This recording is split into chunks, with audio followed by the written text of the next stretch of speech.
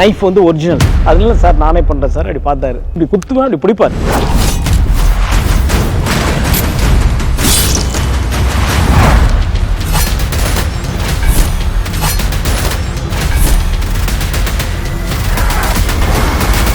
Jailer unlock super star Rajinikanth അഭിനയിച്ച mega block buster ചലച്ചിത്രം ജയിലറിന് പിന്നിലെ കഥ സബ്ടൈറ്റിലിനോടൊപ്പം നിങ്ങളുടെ സൺ നെക്സ്റ്റിൽ മാത്രം കണ്ടാസ്വദിക്കാം. ഇപ്പോൾ തന്നെ ആപ്പ് ഡൗൺലോഡ് ചെയ്യൂ.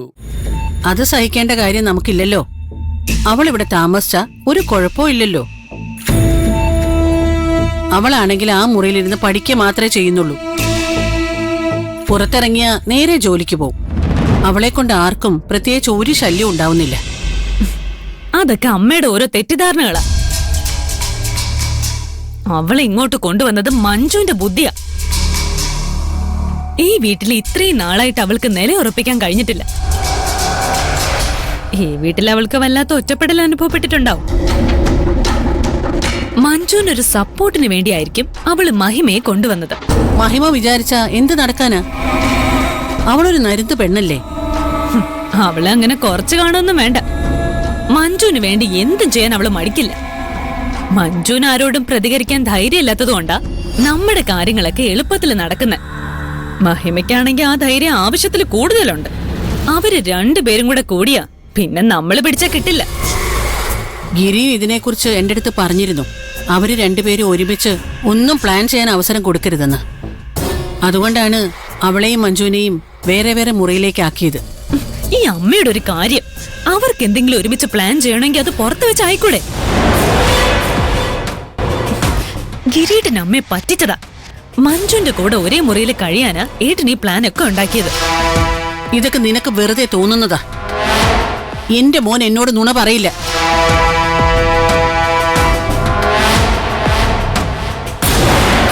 സാരമില്ല അമ്മ. ഇതാ ഞാൻ പറഞ്ഞത്, അവര് രണ്ടുപേരും നമ്മൾ വിചാരിക്കുന്നതിനേക്കാൾ കൂടുതൽ ബുദ്ധിയുള്ളവരാ. ഇപ്പൊ ഗിരീട്ടന് ഏകദേശം അവർക്ക് സപ്പോർട്ടായി സംസാരിക്കുന്ന പോലെ എനിക്ക് തോന്നുന്നു. അപ്പൊ മഞ്ജുവിന് വേണ്ടി സംസാരിക്കാൻ 3 പേരും നമ്മൾ 2 പേര് മാത്രവും ആവും. അതിനിപ്പോ എന്ത് ചെയ്യാനാ? നമ്മൾ ആളെ കൂട്ടണം. ആളെ കൂട്ടണമെന്നോ? നമുക്ക് വേണ്ടി സംസാരിക്കുന്ന ഒരാളെ കൂടി നമ്മൾ ഇറക്കണം. അങ്ങനെ ആരെയെങ്കിലും നീ കണ്ടുവച്ചിട്ടുണ്ടോ? നമ്മുടെ കുഞ്ഞാറ്റ. അവളോ? അത് വേണോ മോളെ? എന്താ കുഴപ്പം? അവള് ഭയങ്കര വിഷമാണ് മോളെ. നിന്റെ അച്ഛൻ അവളെ കണ്ണെടുത്ത കണ്ടുകൂടായിരുന്നു. അവളിവിടെ താമസിച്ചിരുന്നപ്പോ അവള് കാരണം അയൽക്കാരുമായിട്ട് കുറെ പ്രശ്നങ്ങളുണ്ടായി. എല്ലാം ഒപ്പിച്ചു കഴിഞ്ഞ് മാറി നിന്ന് ഒരു ബന്ധവും ഇല്ലാത്ത പോലെ കാഴ്ച കണ്ട് രസിക്കും. അവൾ ഒരിക്കലും ഈ വീടിന്റെ പടി കടന്നു പോവരുതെന്ന് പറഞ്ഞിട്ടാ അവളെ നിന്റെ അച്ഛൻ ഇവിടുന്ന് പുറത്താക്കിയത്. അതൊക്കെ പണ്ടത്തെ കാര്യമല്ലേ അമ്മ. കുഞ്ഞാറ്റയുടെ കയ്യിലിരിപ്പ് അത്ര ശരിയല്ലെന്ന് എനിക്കും അറിയാം.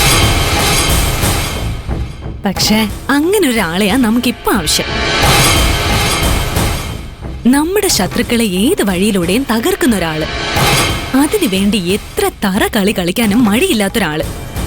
അതാണ് കുഞ്ഞാറ്റ. കുഞ്ഞാറ്റ ഇപ്പൊ ജോലിയൊന്നും ഇല്ലാതെ കഷ്ടപ്പെടുവല്ലേ.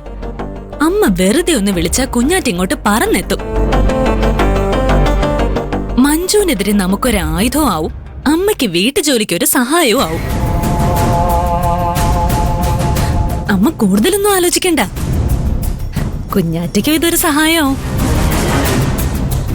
ഒന്നുമല്ലെങ്കിലും നമ്മുടെ ഒരു അകന്ന ബന്ധുവല്ലേ. അമ്മതെ കുഞ്ഞാറ്റയെ വിളിക്ക.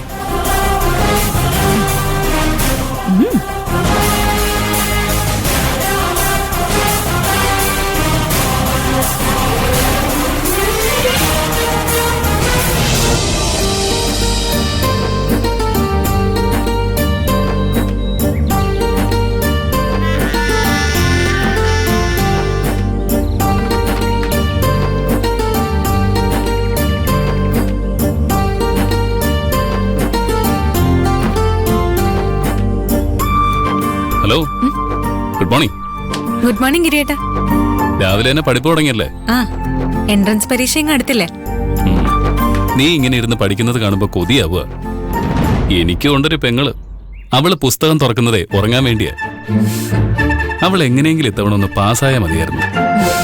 പഠിക്ക് പഠിക്ക്. ഗിരി,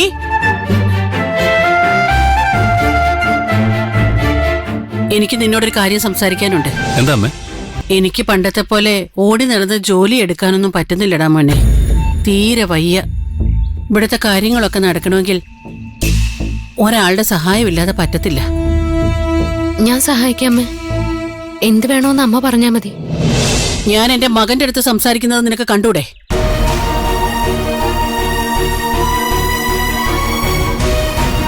അതിന്റെ ഇടയിൽ കയറാൻ വരരുത്. സോറി. ഇവിടെ ഒരു സഹായമില്ലാതെ എനിക്ക് ജീവിക്കാൻ പറ്റില്ല. എനിക്കിപ്പോഴും ഇവളെ അടുക്കളയിൽ കയറ്റാൻ വിശ്വാസമില്ല.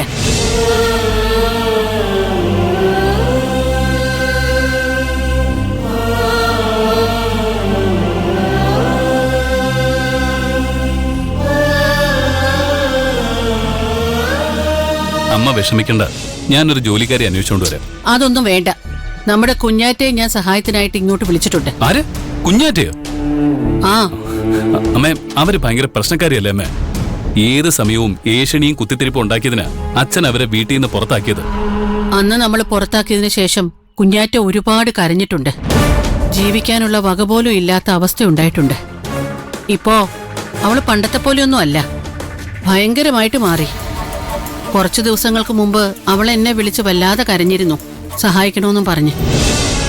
ഒന്നുമല്ലെങ്കിലും നമ്മുടെ ഒരു അകന്ന ബന്ധുവല്ലേ. എന്നാലും ഒന്നുകൂടെ ആലോചിച്ചിട്ട് പോരെ? ആലോചിക്കാൻ ഒന്നുമില്ല. മഹിമയ്ക്ക് ഈ വീട്ടിലെ കഴിയാമെങ്കിൽ കുഞ്ഞാറ്റയ്ക്കും കഴിയാം.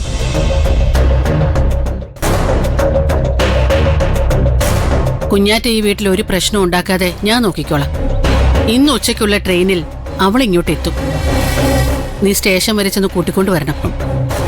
ശരി അമ്മേ.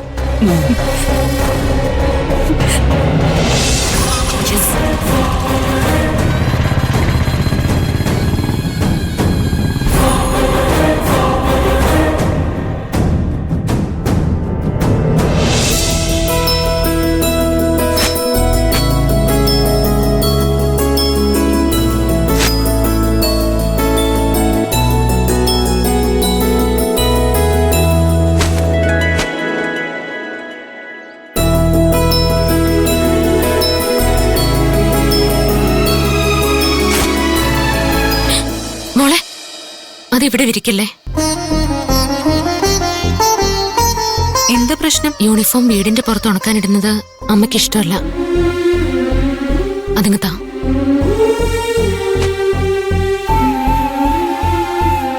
പിന്നെ ചേച്ചി യൂണിഫോം എവിടെയാ ഉണക്കാറ്? അത് റൂമില്. അടിപൊളി. ഭാനുമതി അമ്മ ഈ വീടൊരു ജയില് പോലെ നടത്തുന്നതല്ലേ? അങ്ങനെയൊന്നും പറയല്ലേ മോളെ. അവർക്ക് നമ്മളെ വെറുക്കാൻ അവരുടേതായ കാരണങ്ങളുണ്ട്. പോലീസ് കാരണം അവർക്കുണ്ടായ നഷ്ടങ്ങളൊക്കെ വലുതാ. അതെല്ലാം അവർക്ക് പെട്ടെന്ന് മറക്കാൻ കഴിയില്ല. ഇനി അവർക്ക് ഒരിക്കലും മറക്കാൻ കഴിഞ്ഞില്ലെങ്കിലോ? അവർക്ക് ചേച്ചിയോട് ഒരിക്കലും ക്ഷമിക്കാനുള്ള ഉദ്ദേശം ഇല്ലെങ്കിലോ? ചേച്ചി എത്ര കാലമെന്ന് വെച്ചാ ഇവരോട് ഇങ്ങനെ അഡ്ജസ്റ്റ് ചെയ്ത് നടക്കുക? എപ്പോഴെങ്കിലും മടുക്കില്ലേ? അങ്ങനെയൊന്നും മടുക്കില്ല. ഓ, ഇപ്പൊ ഗിരിയേട്ടനുമായി പ്രേമം തുടങ്ങിയല്ലോ അല്ലേ? ഒറ്റ അടി വെച്ച് തന്നോണ്ടല്ലോ. നിന്റെ പ്രായത്തിനനുസരിച്ചുള്ള വർത്താനമൊക്കെ മതി കേട്ടോ. എനിക്ക് ഇപ്പൊ 18 വയസ്സാ. ഇപ്പൊ എനിക്ക് സംസാരിക്കാൻ പറ്റാത്ത വിഷയങ്ങളൊന്നുമില്ല. ഓഹോ, നീയേ ചെറിയ കുട്ടിയായിട്ട് തന്നെ ഇരുന്നാ മതി. എന്നാ പിടിക്ക. വാ. അതെ, ഈ കുഞ്ഞാറ്റെ കുറിച്ച് ചേച്ചിക്ക് എന്തറിയാം? എനിക്കൊന്നും അറിയില്ല. ഞാൻ വക്കീലിനോട് സംസാരിക്കുന്നതിനിടയിൽ ഈ പേര് വെറുതെ ഒന്നിട്ടു. വക്കീല് ടെൻഷനായില്ലേ? എന്തിന്?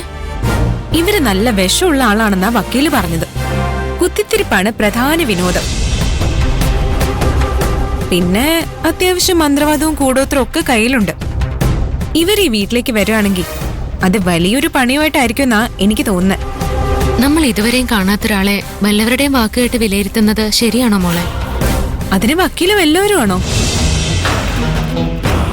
ഈ കുടുംബത്തിലുള്ളവരെ കുറിച്ച് നന്നായിട്ട് അറിയാവുന്ന ഒരാളല്ലേ? എന്തായാലും ചേച്ചി കുഞ്ഞാറ്റെ ഒന്ന് സൂക്ഷിക്കുന്നത് നല്ലതാ.